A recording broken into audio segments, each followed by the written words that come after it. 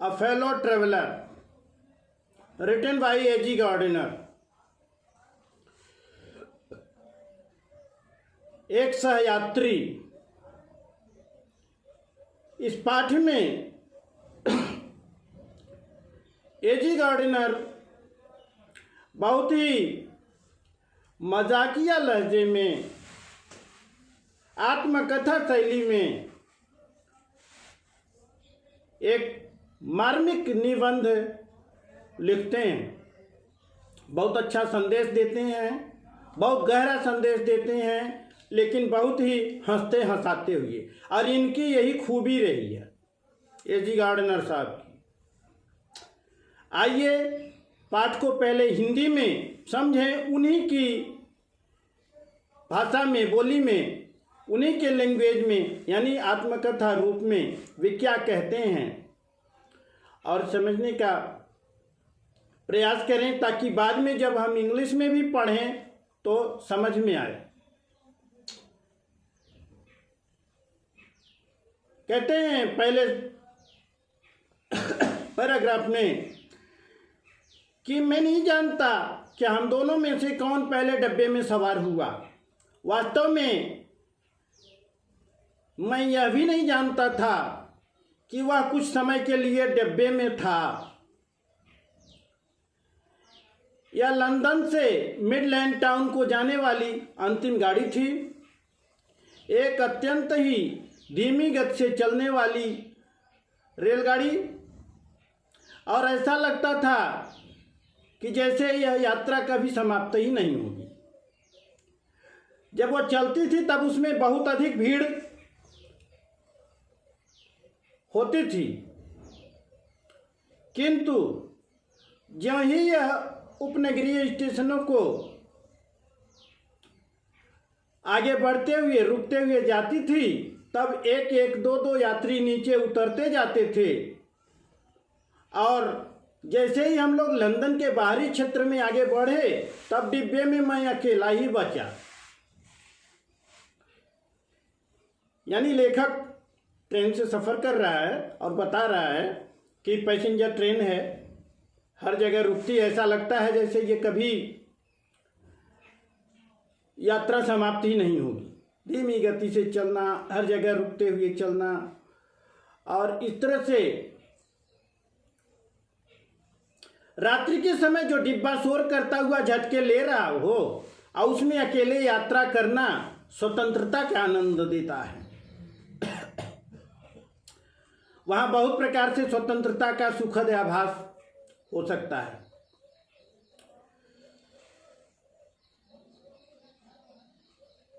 जैसे आप अपनी पसंद का कोई भी कार्य कर सकते हैं,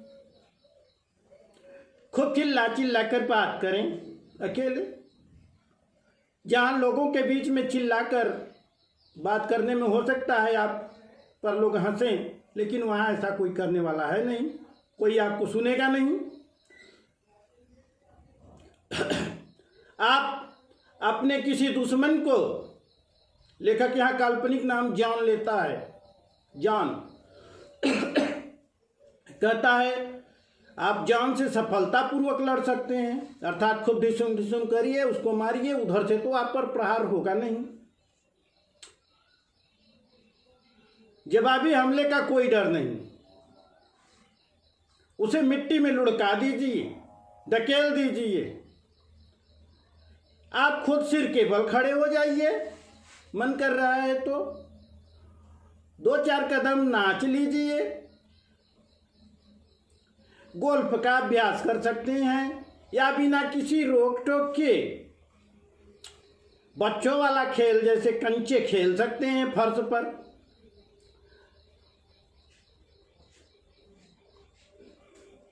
इसी तरह से आप खिड़कियों को चाहे तो खोलें, चाहे बंद करें, चाहे बार बार खोलें और बंद करें। आप कोई भी कोना चुन सकते हैं डब्बे में, इधर बैठे उधर बैठे, या बारी बारी हर जगह बैठ बैठ कर एंजॉय करें। ट्रेन में जो गद्दे लगे हैं उन पर आप लंबे होके लेट जाइए और सारे नियमों को तोड़ दीजिए। कौन है देखने वाला? रेलवे का जो सुरक्षा कानून है आपको तो देख नहीं रहा। लेकिन लेखक कहता है कि उस रात मैंने ऐसा कुछ नहीं किया। ऐसी बातें मेरे मन में आई ही नहीं, और जो कुछ मैंने किया वो बहुत साधारण बात थी। जब मेरा अंतिम साथी भी, यात्री भी उतर गया, ट्रेन से चला गया, तब मैंने अखबार रख दिया, अपने हाथ और पैर फैलाए, अंगड़ाई लिया, खड़ा हो गया और उस शांत वातावरण में गर्मी की रात्रि में खिड़की के बाहर झांक कर देखा। दिन की धुंधली रोशनी जो गायब हो चुकी थी, अंधेरा हो गया था। आकाश में उत्तर की ओर तारे दिख रहे थे। डिब्बे के इस तरफ से उस तरफ, दूसरी तरफ भी गया, खिड़की से बाहर झांका और एक सिगरेट जलाया और आके बैठ के मैगजीन पढ़ने लगे।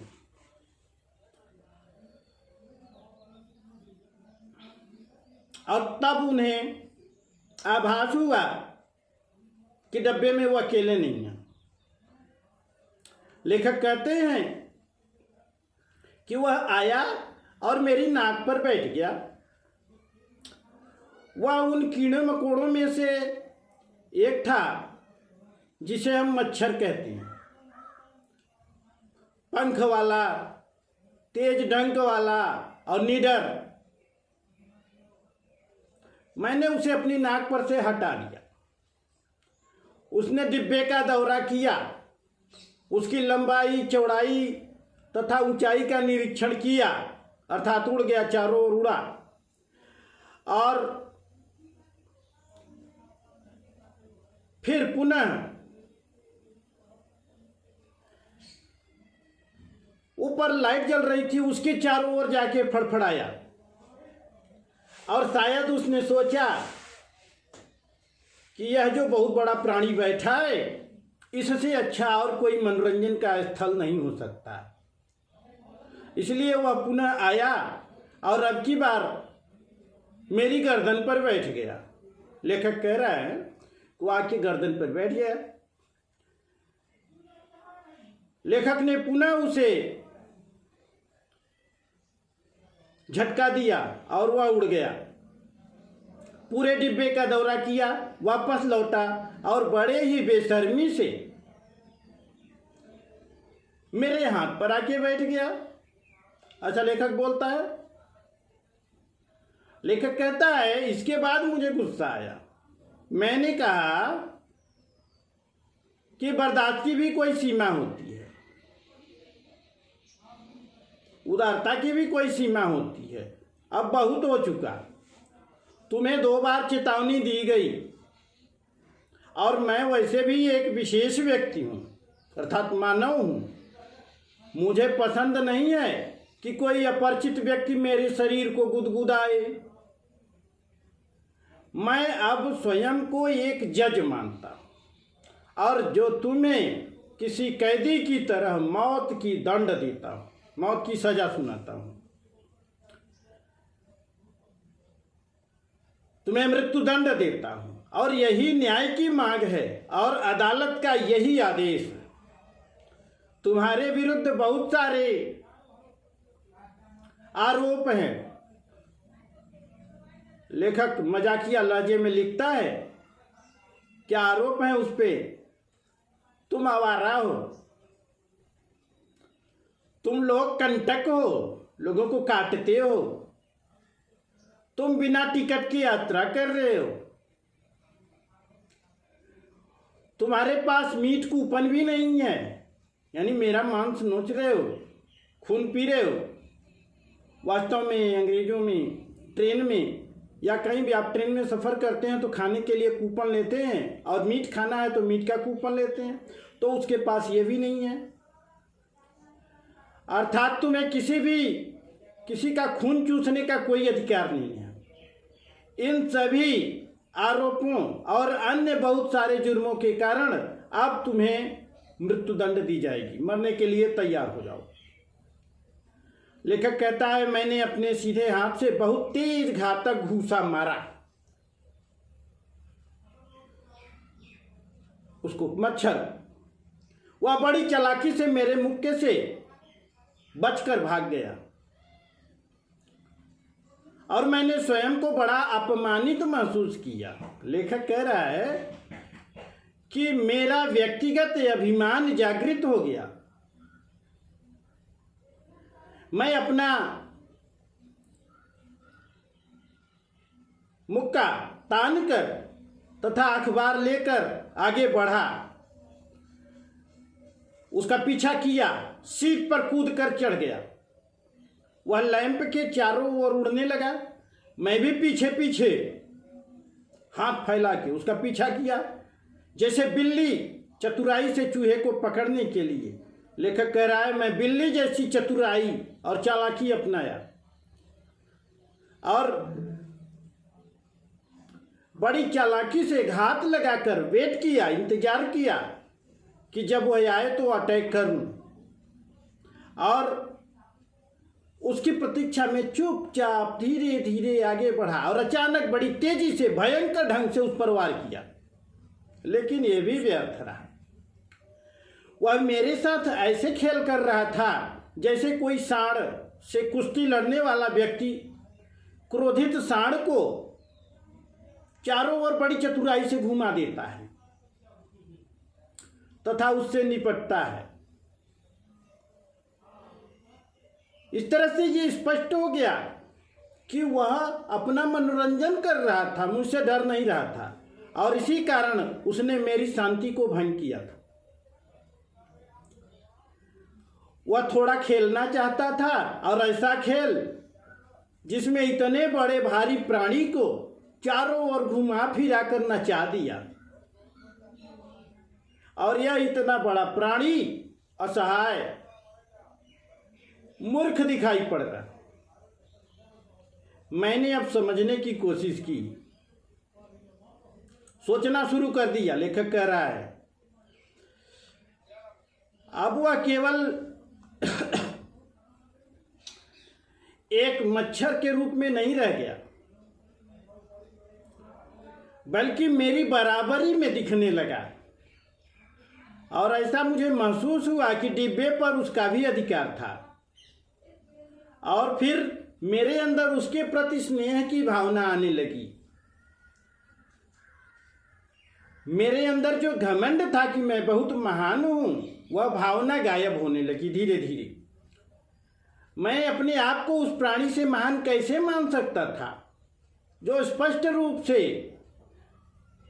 मेरे साथ खिलवाड़ कर रहा था और मेरा स्वामी जैसा था, और मैं उसके पीछे इतनी देर से लगा था। तो ऐसे में एक उपाय सूझा कि फिर क्यों न मैं विशाल हृदय वाला बन जाऊं।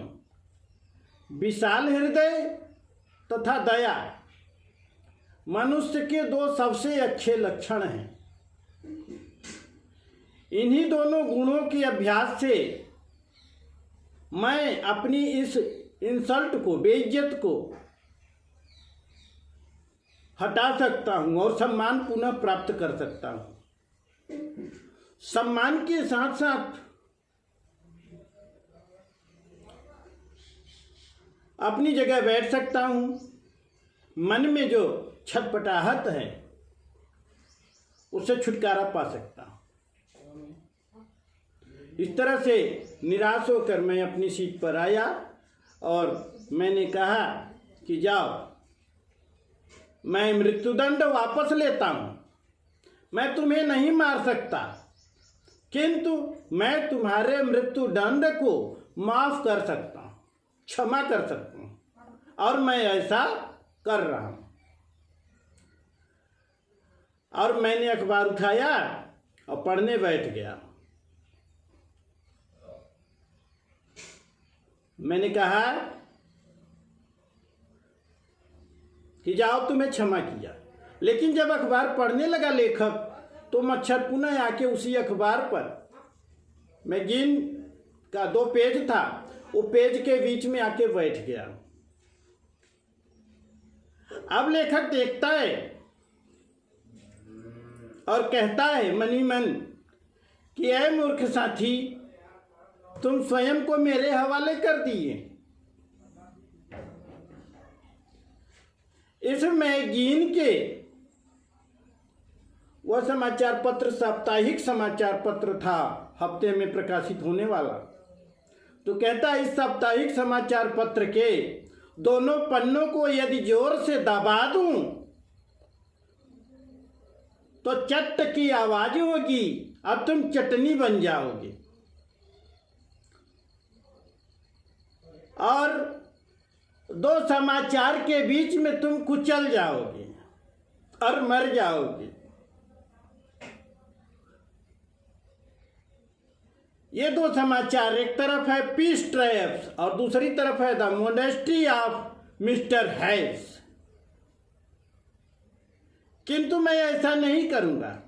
समाचार शांति का समाचार था, तो मैं ऐसा नहीं करूंगा। मैंने तुम्हें मृत्युदंड से क्षमा कर दिया है तो कर दिया, मैं मानव हूं, जो कहता हूं वही करता हूं। इसके अतिरिक्त मैंने तुम्हें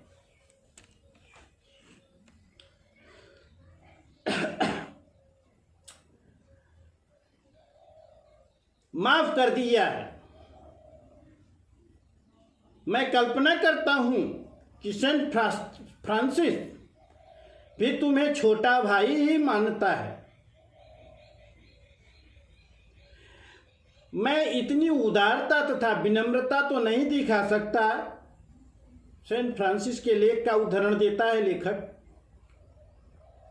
किंतु मैं तो तुमसे एक दूर का रिश्ता पहचानता हूं।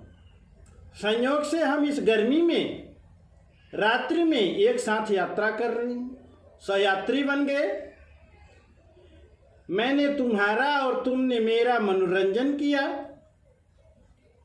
तो हमने एक दूसरे पर एहसान किया और इस तरह से हमें एक सत्यता पर आधारित संबंध बना। और वैसे भी चाहे तुम हो चाहे मैं, हम दोनों ही नश्वर प्राणी हैं, अर्थात शरीर एक दिन नष्ट हो जाएगा। हमारे जीवन का आश्चर्य और रहस्य दोनों ही समान है। मैं मानता हूं कि तुम अपनी यात्रा के विषय में कुछ नहीं जानते, किंतु गौर से सोचूं तो मैं ही क्या जानता हूं कि कल मेरा क्या होगा। अर्थात लेखक इस हास्य व्यंग्य लेख के माध्यम से बहुत महान बात कहता है कि वास्तव में जब तुम यह सोचोगे तो पाओगे कि हम दोनों एक दूसरे के ही समान हैं। केवल भूतकाल जो बीत गया वही हमें पता है।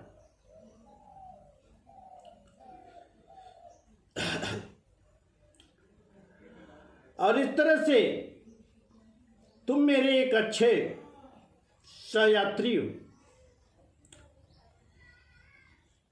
और तभी खिड़की पर से आवाज आती है और वो शायद स्टेशन का पोर्टर है जो जगाता है कि साहब उठिए, आपका स्टेशन आ गया। क्योंकि वो ट्रेन वहीं तक जाती ही थी, तो पोर्टर चेक कर रहा था सभी डब्बे, और मैं बराबर रोज आता जाता था तो मुझे पहचानता भी था। अर्थात लेखक को झपकी आ गई थी और लेखक ने अपना टोपी और छड़ी उठाया और गर्मी के उस ठंडी रात में बाहर आ गया। लेखक कहता है, जब मैंने डिब्बे का दरवाजा बंद किया तब मैंने अपने साथी यात्री को लैंप के चारों ओर पंख फड़फड़ाते हुए देखा।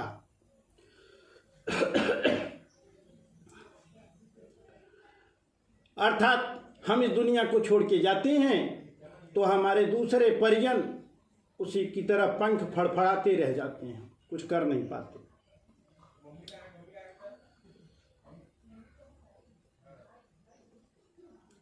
A.G. Gardner is one of the best essayists the world has ever had. A.G. Gardner एक ऐसे निबंधकार हैं शायद दुनिया में ऐसा कम ही लोग रहे हों.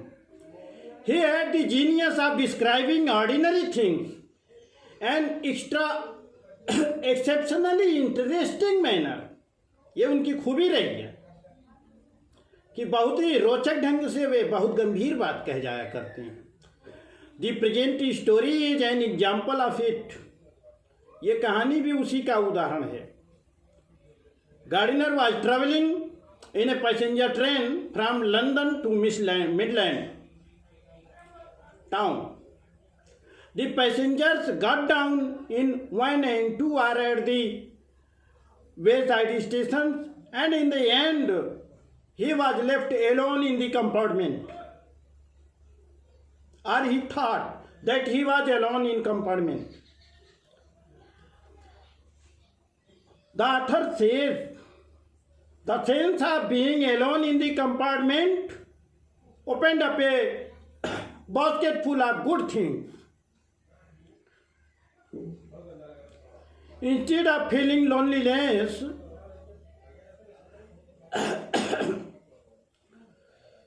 a traveler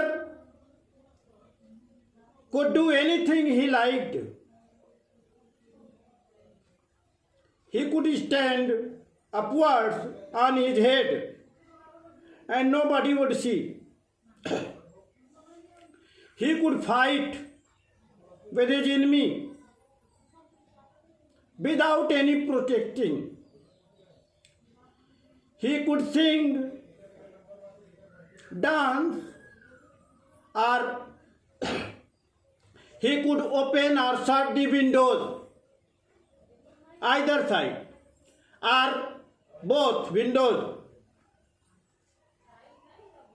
either once or again and again. Nobody would object it. But alas, a mosquito was disturbing him.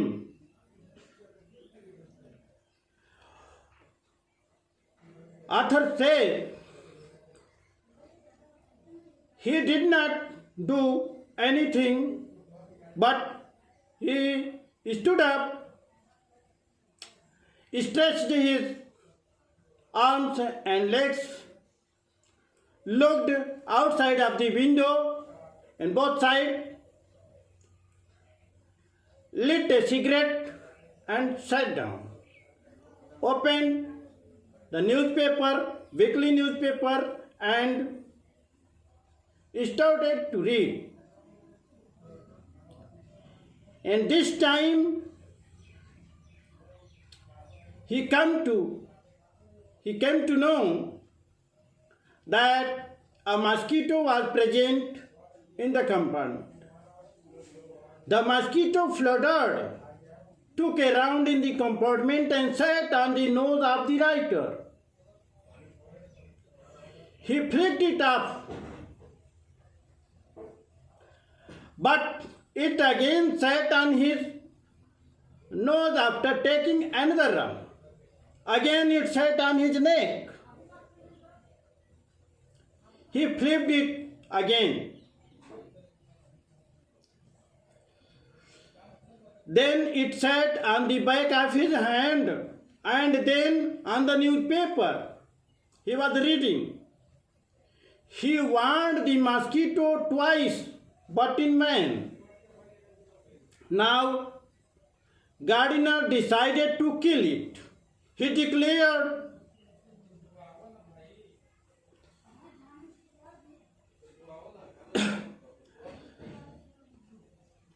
condemned to death. He adopted many topics to get hold and kill the mosquito.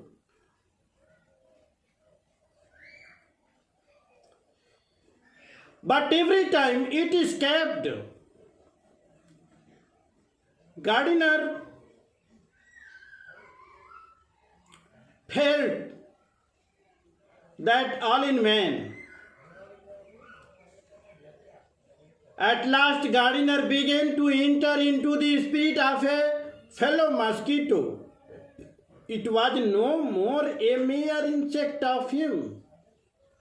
He realized that he and the mosquito were fellow mortals in this world. But by chance, they had become fellow travelers that night. Gardiner concludes that we take birth, but we do not know from where we have come. This remains a mystery. What will happen next time? Neither I nor the mosquito knew about it. Our life in this world is very short, yet it is full of wonders. We have to struggle hard to live for this short period. Then we go away from this world to our way. And our good wishers, our relatives will be remain here.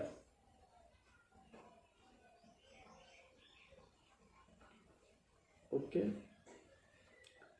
इस प्रकार इस पाठ की summary को आपने समझा. Thus we understand the summary of this lesson.